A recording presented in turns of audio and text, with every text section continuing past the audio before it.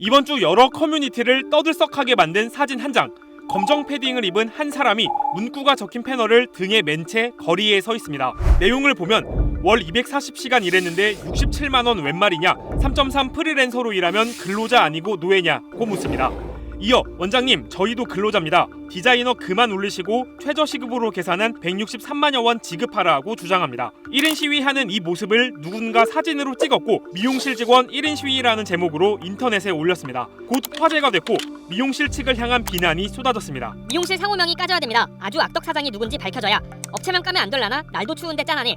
잘 잘라서 맨날 갔었는데 정 떨어지네. 그중엔 말도 안 된다면서 두 사람 이야기 다 들어봐야 한다는 댓글도 있었습니다. 그래서 크랩이 찾아 나섰습니다. 먼저 1인 시위가 진행된 곳은 서울 관악구의 한 미용실 앞인데, 문제를 제기한 이가 실제로 일한 근무지는 지난해 9월 말 새로 문을 연 서초구의 미용실로 확인됐습니다. 두 미용실은 미용사인 부부가 같이 운영하는 중인데요. 사장은 억울한 입장이라며 인터뷰 요청에 응했습니다. 친구들, 지인들한테도 연락 오고 손님분들도 오셔서 그런 거 있다 라고 얘기도 많이 해주시고, 이렇게 된 상황에서 미용실이 당연히 피해를 볼 거고 우리는 이게 생계이기 때문에, 저도 이제 아들을 키우고 처자식이 있는데 그런 상황에서는 엄청나게 스트레스 받죠. 먼저 사장은 1인 시위를 했던 사람의 신분은 프리랜서였다고 강조했습니다. 프리랜서는 출퇴근도 자유롭고 원장님께서 이렇게 지시 감독하지 않고 자유롭게 해서 매출을 했었을 때 그만큼의 이제 퍼센트를 해서 가져가는. 문서를 보면 미용실 측과 디자이너는 계약 기간을 일단 1년으로 정한 업무 위탁 계약서에 서명했습니다. 통상 미용실에서 인턴을 포함한 직원은 미리 정해진 급여를 받고,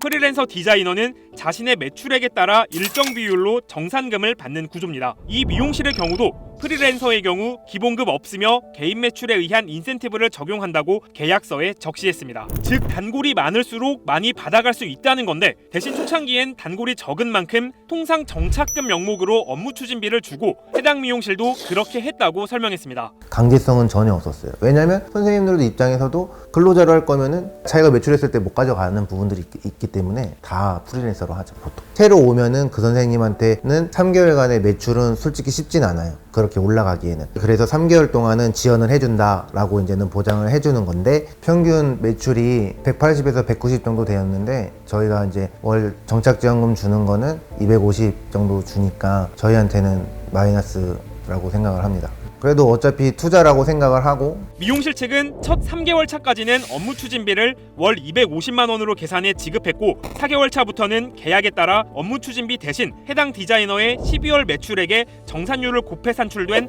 67만 원을 지급했다고 설명했습니다.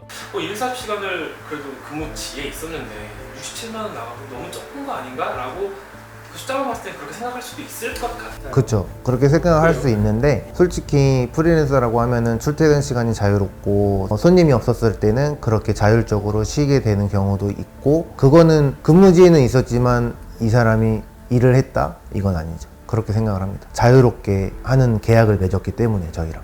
이후 청소와 홍보 활동 등 업무 지시 및 가능 범위를 두고 양측은 갈등을 빚었고, 결국 계약 기간을 채우지 못한 채 업무 위탁 계약 해지에 합의했습니다. 해당 디자이너는 크랩 취재진에게 못 받은 돈을 받기 위해 두 차례 1인 시위를 진행했다고 설명했습니다. 임금체불로 인해가지고 선처를 먼저 구했는데 원장님한테 그걸 무시를 하시고, 노동청에도 가봤는데 좀 힘들 거라는 얘기를 좀 들었고, 그 사이에 또 원장님이 또 저한테 고소와 소송을 하겠다는 이야기를 듣고 억울해서 시위를 하게 됐어요. 디자이너는 당초 업무 추진비 250만 원을 6개월 받기로 구두 약정했다고 주장했는데, 미용실 측은 약정한 적 없다고 반박했습니다. 또 디자이너는 자신이 사실상 근로자처럼 일했다고 했습니다. 원장님이 자기가 청소를 하고 싶으면은 알아서 눈치껏 따라서 청소를 해라 지시를 하고, 전단지 홍보를 해야겠다 하면서 의무적으로 30분에 한 번씩 전단지를 돌려라 라고 지시를 했거든요. 밖에 나가지도 못해요. 나오면 제가 맘대로 퇴근도 못해요,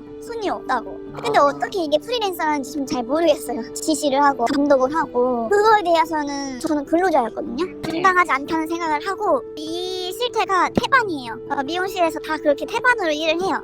디자이너는 미용실의 복무 규정을 적용받아 일했다며 해당 문서를 근거로 노동청 진정을 준비하고 있다고 밝혔습니다. 앞서 2021년 대법원은 매출 배분 계약을 체결한 헤어 디자이너는 근로기준법상 근로자로 볼 수 없다면서 퇴직금을 지급하지 않은 업주에게 죄가 없다고 1, 2심과 같은 판단을 내렸습니다. 한편 청년유니온은 2021년 실태조사에 참여한 미용실 스태프들의 평균 급여는 최저임금의 72% 수준, 디자이너도 88% 수준에 불과하고 근로환경 역시 열악해 개선이 필요하다고 지적한 바 있습니다.